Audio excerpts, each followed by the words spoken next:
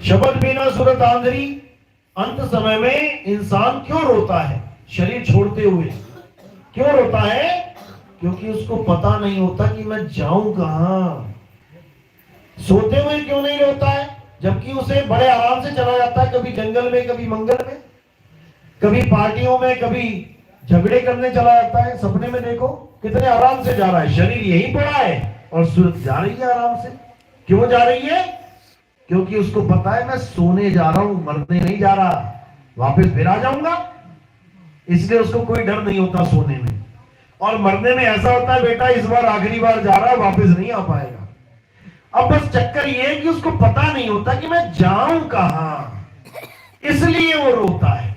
और अगर ये भेद पता लग जाए कहां जाऊं, तो सारा डर ही खत्म।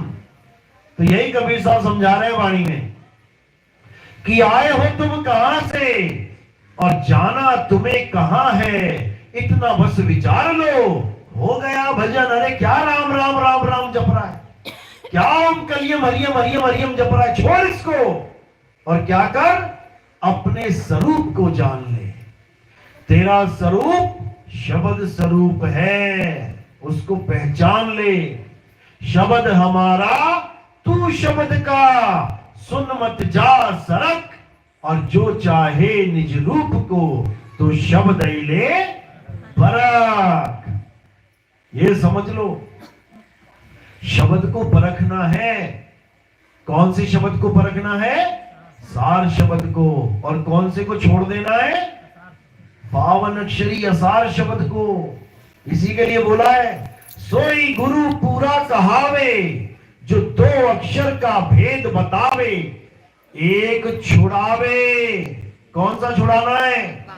ये 52 अक्षरी जितने भी नाम हैं, जो का खा गा घा चा छा टा ठा डा डा इससे बने हैं सारे मंत्र, उसको छुड़ा दे। एक छुड़ाए, एक लखाए। कौन सा अक्षर लखाना है? आदि अक्षर, आदि नाम, जो इंसानों ने नहीं बनाया, जो स्वयं से है, उसको जानना है। आदि नाम हम भाग सुनाया, और ये मूर्ख जीव समझ नहीं पाया।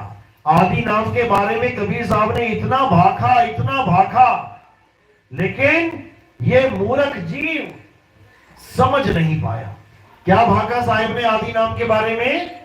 कि वो नाम लिखने, पढ़ने, बोलने में नहीं आता। वो आदि नाम है, अजर नाम है, अकह नाम है, वो अनाम है, उसका कोई नाम ही नहीं है। लेकिन ये मूर्ख जीव उन्हीं 52 अक्षरों को पकड़ के बैठ गया, उसी मंत्रों को पकड़ के बैठ गया। और साहिब कहते रहे, अरे तंत्र मंत्र सब झूठ है, इसमें न भरमे कोए, और सार शब्द जाने बिना कागा हंसना होए। यहां स्वरूप बदलने की बात है। कागा से हंसा होना है। कैसे होंगे? जब सार शब्द को जान लेंगे। सार शब्द क्या है? हमारा आत्म स्वरूप। अभी हम काया बने बैठे हैं, मैं आदमी, मैं औरत, मैं बच्चा, मैं बूढ़ा, मैं जवान। जब तक अपने आप को काया मान रहे हो, तब तक तुम कागा हो, कौवे बने हुए हो। और जैसे ही तुम्हें आत्म स्वरूप का ज्ञान हो गया, तो तुम कौवे से सीधे हंस बन गए। कागा से हंसा किया, और करत न लागी वार। यही समझना है। अब क्या करना है? इन 52 अक्षरों को छोड़ के उस आदि नाम को जानना है, और कुछ नहीं करना।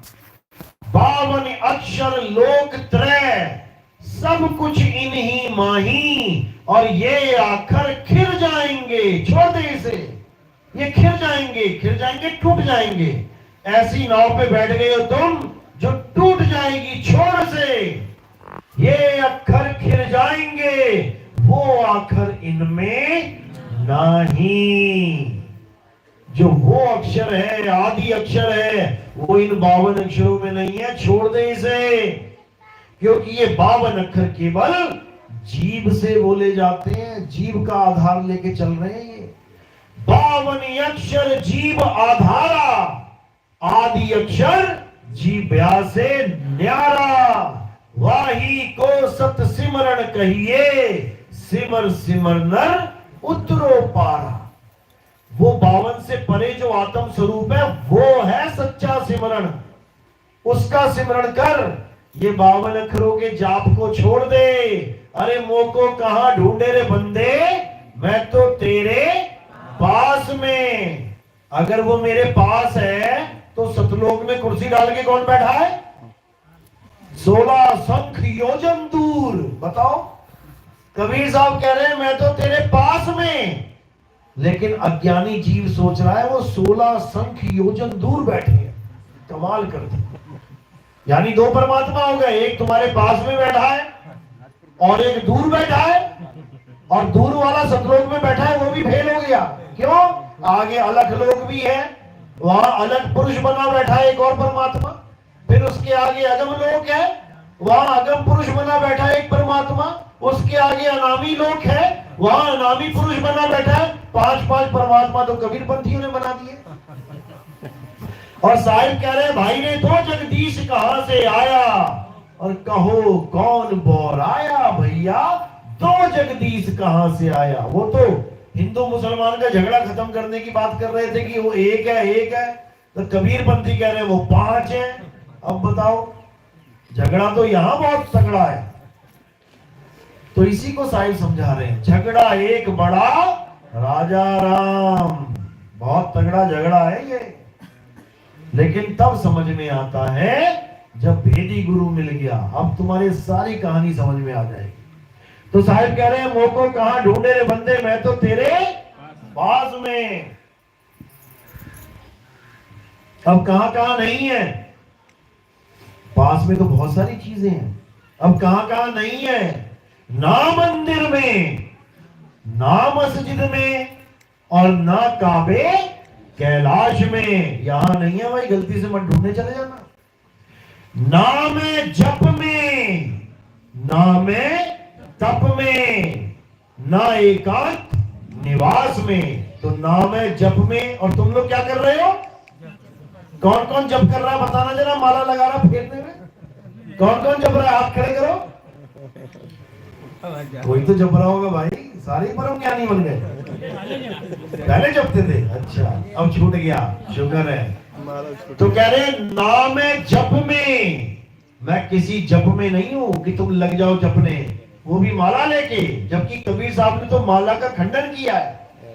अरे माला तो कर में फिरे और जीव फिरे मुख माही। ओम ओम ओम ओम कलिंग कलिंग कलिंग कलिंग हरिम हरिम। माला घूम रही है हाथ में और जीव घूम रही है मुंह में। माला तो कर में फिरे और जीव फिरे मुख माही, और मनवा दसहु दिसी फिरे, ये तो सिमरन नहीं। आप बताओ कहां गए तुम्हारे जाप? कहां गए? सब छूमंतर। तो साहिब इसी को समझा रहे, भला हुआ मेरी माला टूटी और मैं राम भजन से छूटी, मेरे सिर से टली भला। ये राम भजन ही भला बन के बैठ गई थी तुम्हारे ऊपर। राम भला नहीं है, राम भजन भला है। पानी भला नहीं है, पानी का नाम जाप भला है। अब तुम्हें प्यास लगी है और तुम्हें कोई गुरु मिल जाए, बेटा पानी पानी जपो, बताओ क्या कर दिया उसने? तुम्हारा भला कर दिया, बेड़ा गर्क कर दिया। अब तुम्हारी खोज भी खत्म कर दी उसने। तुमने विश्वास कर लिया जप के ही मिलेगा, वरना कम से कम खोजते जप के मिलेगा। लगो जपने, पानी पानी पानी पानी पानी पानी कहते, पानी पानी करते करते तू प्यासा ही मर जाएगा। प्यासा मर जाएगा मेरे भाई। पानी पानी जपने से पानी नहीं मिलता, राम राम जपने से राम नहीं मिलता, श्याम श्याम राधे राधे जपने से राधे नहीं मिलता। उसको पाने की विधि कोई और है। क्या विधि है उसको पाने की? जब लगना चीनोगे आत्म, तब लगना मिली है परमात्म। आत्म चीने परमात्म चीने, संत कहावे सोए, और यह भेद काया से न्यारा। बूझे बिरला कोई। यह भेद काया से न्यारा है। काया से न्यारा क्या है? आत्मा। आत्म ज्ञान में आना पड़ेगा। आत्मा का नाम तो सुना है ना सबने? सबने सुना है? अपनी अपनी आत्मा लेके आए हो साथ में? चेक कर लो कहां रखी है। देखो जरा हाथ लगा के कहां रखी है। अरे अभी मोबाइल के बारे में पूछे, मोबाइल लाए हो? हाँ हाँ लाया हूं। पर्स लाए हो? हाँ हाँ लाया हूं। हाँ तुम बिंदी पहन के आई हो? हाँ हाँ पहन के आई हो। तुमने चूड़ी पहनी है? हाँ चूड़ी। अपनी आत्मा चेक करो जरा। कैसे चेक करोगे? प्लग में करंट आ रहा है कि नहीं आ रहा है, कैसे चेक करोगे? टेस्टर लगा के। तो इस काया में भी तो करंट आ रहा है, तभी तो चल रही है। आत्मा का करंट आ रहा है, कैसे चेक करोगे? भेद ही गुरु बताता है ये कैसे चेक होता है। हालांकि अभी तो प्रूफ है ना, पक्का प्रूफ है ना कि आत्मा साथ लेके आए हो। क्या प्रूफ है? हाँ तुम बोल रहे हो, तुम बैठे हो, तुम आके टिमटिमा रहे हो, इसका मतलब आत्मा है। और जैसे आत्मा ना होती तो ये आंखें चढ़ जाती आसमान में, चलो जी हो गया काम, और नीचे टपक जाते आम की तरह। फिर 4 लोग उठा के लेके जाते ही सत्संग में आया था जी, 7 लोग चला गए। ये तो ऐसे ही होता है। सत्संग में कोई मर जाए, भले पैखाना निकल जाए उसका, उसको 7 लोग पहुंचा देते हैं कि 7 लोग चला गया जी, सत्संग में मौत हुई है। ये हालत है, ये हालत है लोगों की। तो इस चक्कर में नहीं पड़ना है और अपनी आत्मा को जानना है। ऐसा कोई इंसान नहीं होगा पूरे भारत में अबोध बालक को छोड़ के जो आत्मा को नहीं जानता है। तुम बस नाम तो लो, छोटे से बच्चे को भी बोलोगे ना आत्मा पता है? हाँ मैं टीवी में देखता हूँ, मोबाइल में भूत वाली आत्मा। भले भूतिया आत्मा को जानता हूं, लेकिन आत्मा को जानता जरूर है। ऐसा कोई आदमी नहीं मिलेगा पूरे भारत में, पूरी दुनिया में, जो आत्मा का जिसने नाम ना सुना हो। अंग्रेजी में सोल कह देते हैं, मुसलमानों में रूह कह देते हैं, लेकिन इसका नाम जरूर सुना होगा। ऐसा हो नहीं सकता। लेकिन इसके बारे में कोई जानता नहीं है कि ये होती क्या है। नाम पूरा मशहूर है, प्रचार करने की जरूरत नहीं है, पूरा मशहूर है पहले से ही, लेकिन वो है कौन जानता नहीं है। इसीलिए साहिब ने कहा कबीर आत्म ज्ञान का बड़ा नगर में शोर, और पूछो कैसी आत्मा तो देते दांत निपोर। हंस के बता देंगे। आत्मा के बारे में पूछ लो, काली है, मोटी है, गोरी है, लंबी है, छोटी है, गोल है, चौकोर है, त्रिकोण है, षटकोण है, खट्टी है, मीठी है, गर्म है, ठंडी है, कोई आइडिया नहीं है कैसी। तो ये आइडिया कब होता है? जब अनुभव हो जाता है। कौन कौन है जिसको आज तक करंट नहीं लगा? हाथ खड़े करो। जिसको पूरे जीवन में करंट नहीं लगा। सारे ही करंट खाए बैठे हैं, एक है बस जिनको नहीं लगा है। सच में नहीं लगा आज तक? क्या बात है। अब इनको तुम लाख समझा लो कि जब करंट लगता है तो क्या होता है, कहेंगे अच्छा अच्छा ऐसा होता है, अच्छा, बस इससे ज्यादा कुछ नहीं कर पाए। तो असली अनुभूति कब होगी? जब करंट लग जाएगा। फिर दोबारा लगाने की जरूरत नहीं पड़ेगी। फिर तुम केवल बोलोगे ना करंट, और इनको वही याद आएगा, अरे बाप रे ये बात किसकी चल रही है। तो बस इसी प्रकार जब मैं आत्मा आत्मा आत्मा कर रहा हूं तो किसी के समझ में नहीं आएगा कि ये आत्मा है क्या। सुन तो सब रहे हैं, लेकिन उसका अनुभव किसी को समझ में नहीं आएगा कि आत्मा है क्या। लेकिन जिस दिन तुम्हें आत्मा का अनुभव 1 सेकंड के लिए भी हो गया, तब तुम्हें मैं एक बार बोलूंगा आत्मा, और तुम्हारे रोंगटे खड़े हो जाएंगे। अरे बाप रे, तो उसकी बात चल रही है, वही सत्य है, वही 3 गुणों से परे है। उसी आत्मा की वजह से ये काया चल रही है। करंट का बाप है ये आत्मा। करंट तो केवल मोटर चलाता है, आत्मा मिट्टी चलाती है। ये समझ लो। आदमी मर जाए तो भले तुम 11,000 का वोल्ट लगा दो, उसमें करंट लगा दो, उठ के दिखा दे, नहीं उठा सकता। लेकिन आत्मा चला भी रही है, दौड़ा भी रही है, खिला भी रही है, पिला भी रही है, सब कुछ करवा रही है।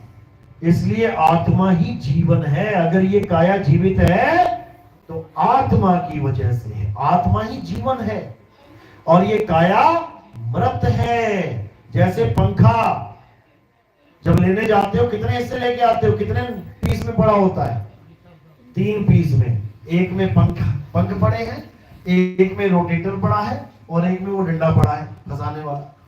3 हिस्सों में लेके आते हो, यानी तुम एक कटा हुआ मुर्दा लेके आ गए। एक मुर्दा ले आए घर में जो 3 हिस्सों में कटा हुआ था, आगे तुमने उसको जोड़ के टांग दिया, मुर्दे को सिल के टांग दिया तो जिंदा हो जाएगा मुर्दा? मुर्दा तो मुर्दा ही है। अब जैसे ही उसमें करंट की तार लगी और प्लग ऑन किया, अब मुर्दा लगा नाचने।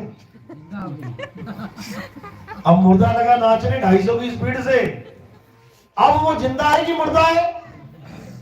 मुर्दा है। मुर्दा तो मुर्दा ही रहेगा, जिंदा कहां से हो गया?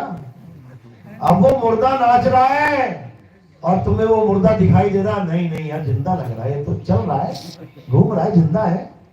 ये नहीं पता कि उसको जिंदा किया किसने है, मुर्दे को नचा कौन रहा है? करंट। इसी प्रकार ये जितने तुम्हें जिंदा दिखाई दे रहे हैं ना, तू भी जिंदा, मैं भी जिंदा, वो भी जिंदा, ये सब मुर्दे हैं, मुर्दे हैं ये सब। जैसे कार चलती है, हॉर्न बजाती है, पेट्रोल पीती है, धुआं निकालती है, वैसे ही ये कार है, देख भी रही है, भूल भी रही है, पेट्रोल पी भी रही है, धुआं निकाल भी रही है, सब कुछ कर रही है, तो लगता है जिंदा है। लेकिन कार कभी जिंदा हो ही नहीं सकती।